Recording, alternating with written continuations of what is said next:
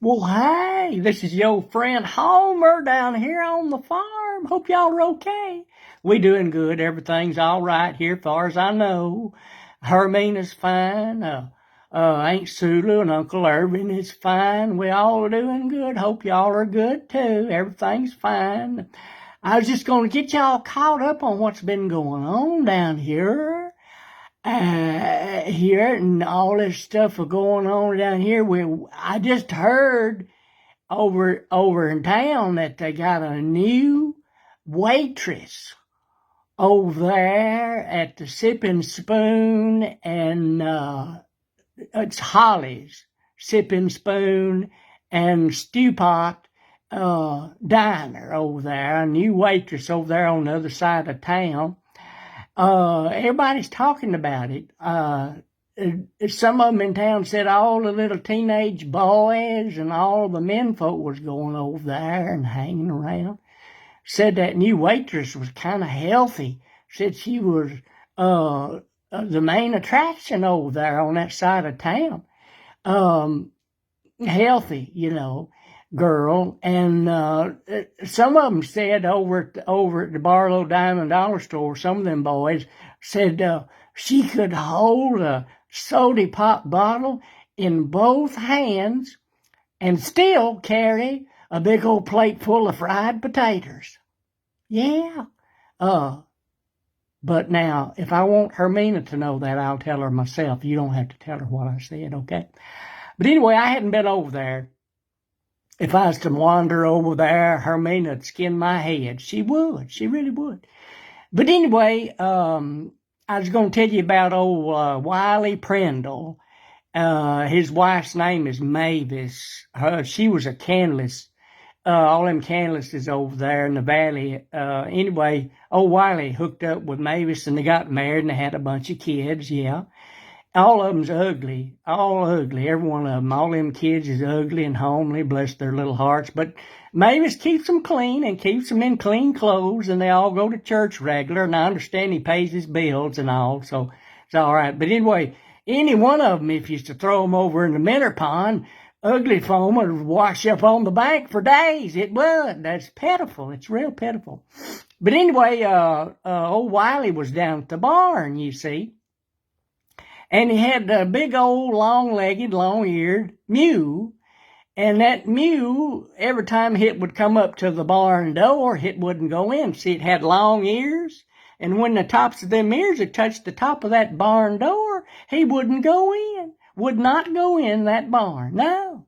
And so his neighbor come walking up and seen what was going on and said, well, Wiley, said, if you used to dig a trench down through there, and where that mule could walk, see, his feet, his hooves, and his legs would be down in that trench, and he could just walk right on in the barn there. He sure could.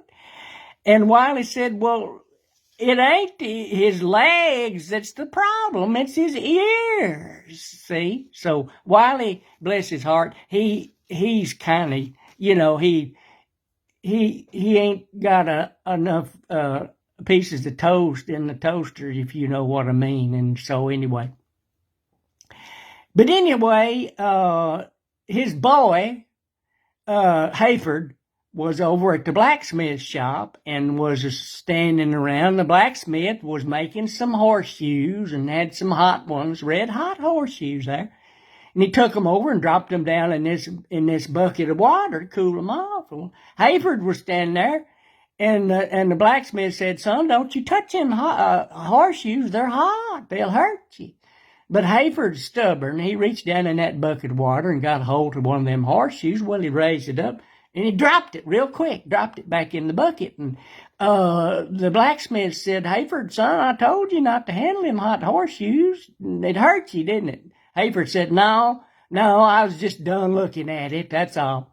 But anyway, and Wiley, I heard that Wiley went over there to the barber, and the barber, every time he walked in, the barber would say, see, Wiley was kind of slick bald on top and had a bunch of hair around the side, you see.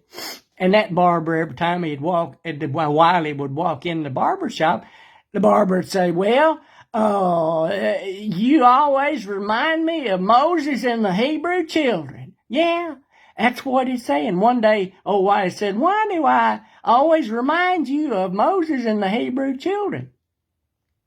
And the barber said, well, it tells about the wide part in the middle of the Red Sea. Yeah, that's what he told him. Sure did.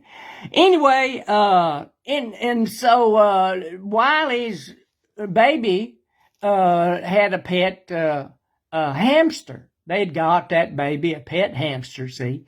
And so one day the little hamster got out of his cage and went running across the kitchen floor, and it scared Mavis, and she dropped the skillet.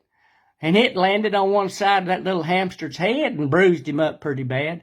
He got over it, but they noticed that every time the phone rang, the little hamster'd roll over and have a seizure. It was pitiful. And then from then on, the little hamster, every time he'd walk around, he walked kind of crooked. But I reckon, the little feller lived, and he was all right. He was just kind of, made strange from that blow to the head, I reckon. I don't know. Anyway, so I was just wanting to get you caught up on things down there, what was going on, and lots of stuff going on, and it's always something going on down here on the farm and over at town there, Crawfish Creek and Big Lee Bottom down there, and over there in Chiggertown.